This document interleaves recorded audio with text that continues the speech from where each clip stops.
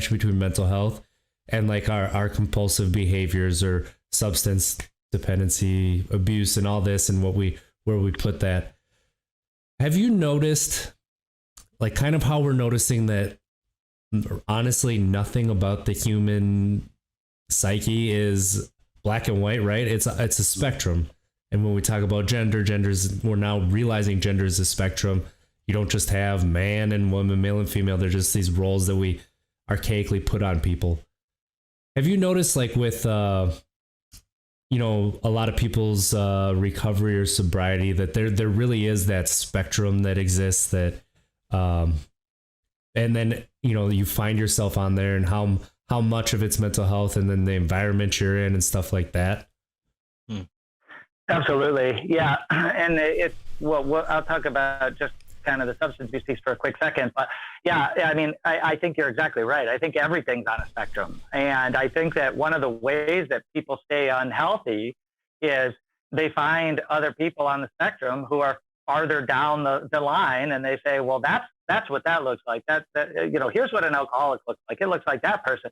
And I don't do those things, so I must be okay. Right. Yeah. And you're exactly right. It's not black and white. And the question is not whether you're like that person. The question is whether, is your life being affected negatively, and are you having consequences, kind of amongst the things that we talked about.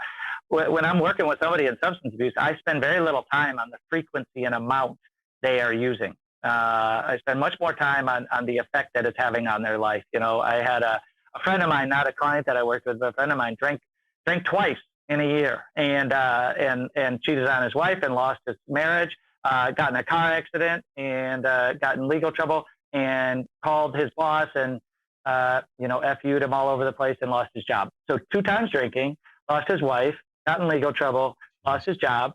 But the point was, well, I'm not an alcoholic. I don't drink twice a year. Right. And I'm like, yeah, but those 2 times have created, this much havoc in your life. And so I think that, it's the spectrum of that. I think that in this industry, or this field that I'm in, I guess not industry, but I kind of had, when I first got involved in this more, it seemed like there was kind of 2 different schools of thought. There was one school that this is a genetic thing, and you either have it or you don't, and it's just a matter of time. And then there's a whole other piece that's like, everything's trauma, right? It's all based on things that have happened in your life, whether it's from mental health, or whether it's from abuse, or whether it's from a divorce, or whatever. And I think that, quite honestly, I think it can be either of those. And I also think it can be both. I think that we don't all have the same path. And, I know when people were talking to me early on about trauma, I look back at my life and I'm like, I can't, my life had been great,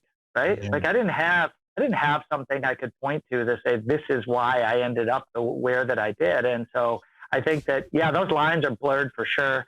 And, I think that the more we move towards that understanding that these things aren't isolated and just one thing. It's kind of like this. You have somebody who's an alcoholic and they say, all right, well, I'll stop drinking alcohol, but I'm just going to smoke a lot of weed because that wasn't a problem. I didn't even like weed, so I'll just smoke a lot of weed, right? Yeah. And what we know is that doesn't work, right? It doesn't work, right? People, you very rarely, I don't know that I've ever seen somebody who has successfully switched from one substance to another and either not started treating that substance like the old one, or going back to the original one in the first place. So, addiction. yes, absolutely. So,